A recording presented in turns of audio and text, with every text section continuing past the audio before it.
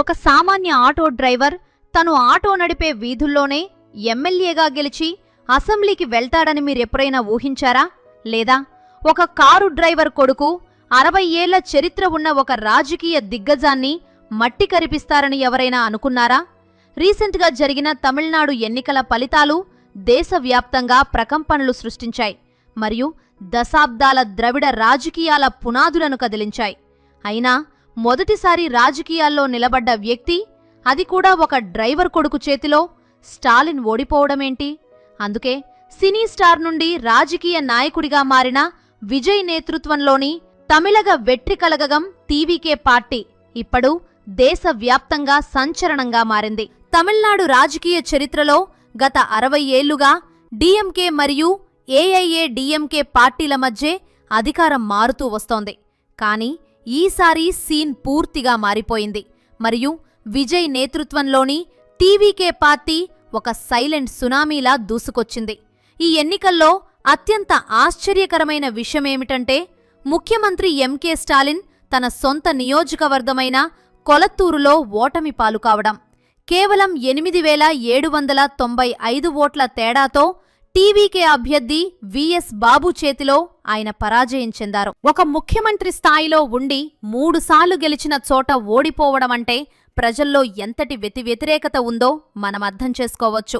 ఇది కేవలం విజయ్ గాలి మాత్రమే కాదు, అధికార పార్టీలో ఉన్న అంతర్గత కుమ్ములాటలు మరియు క్షేత్రస్థాయిలో ప్రజల సమస్యలను పట్టించుకోకపోవడం వల్లే జరిగిందని విశ్లేషకులు భావిస్తున్నారు.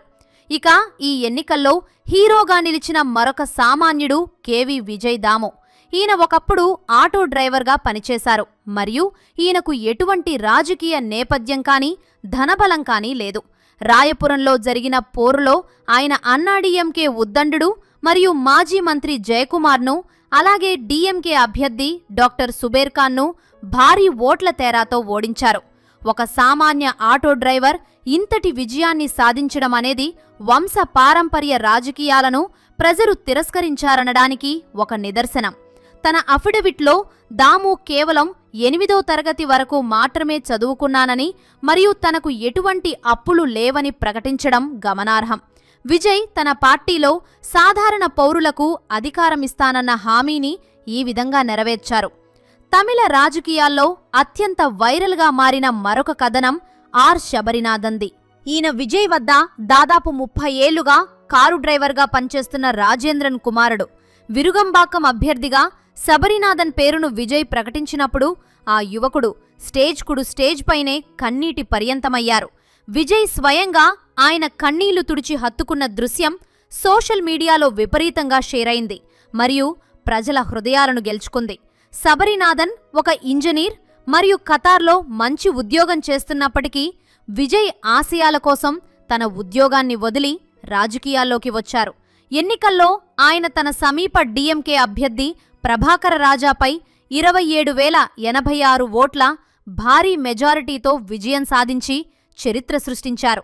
అయితే ఈ భావోద్వేగ విజయాల వెనుక మరొక కోణం కూడా ఉందని విమర్శకులు ఎత్తిచూపుతున్నారు. విజయ్ సమర్పించిన అఫిడవిట్ ప్రకారం ఆయనకు జయానగర్ ప్రాపర్టీ అనే రియల్ ఎస్టేట్ కంపెనీ ఉందని బయటపడింది.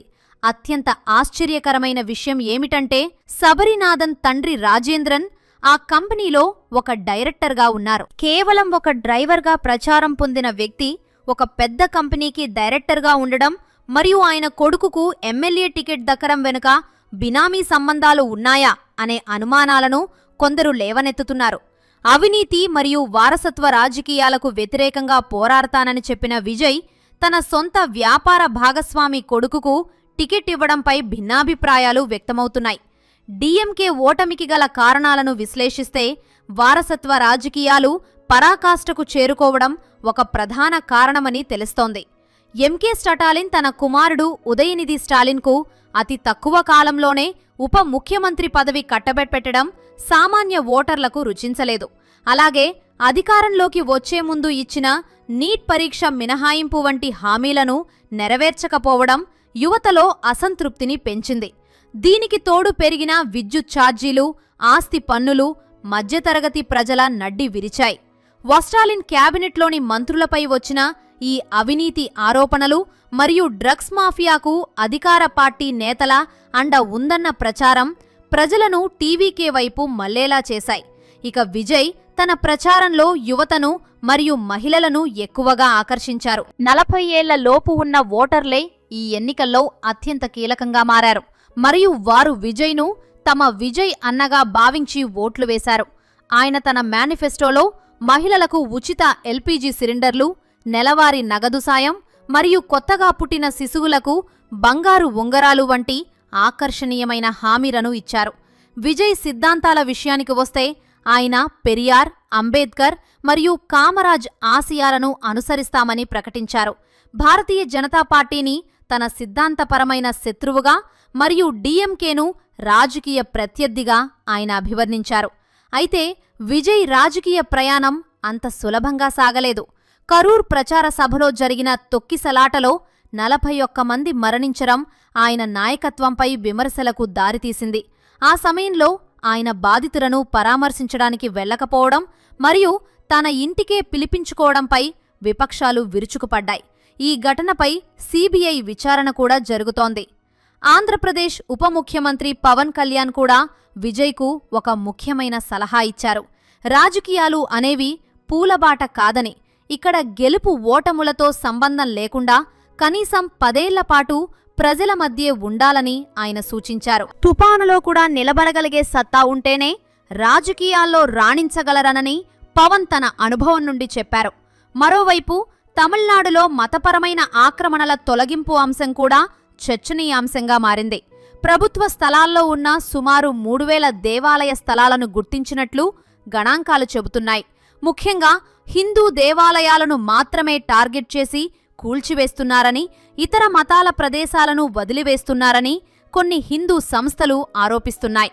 డీఎంకే ప్రభుత్వం అధికారంలోకి వచ్చినప్పటి నుండి 150కి పైగా ఆలయాలను తొలగించారని విమర్శలు ఉన్నాయి.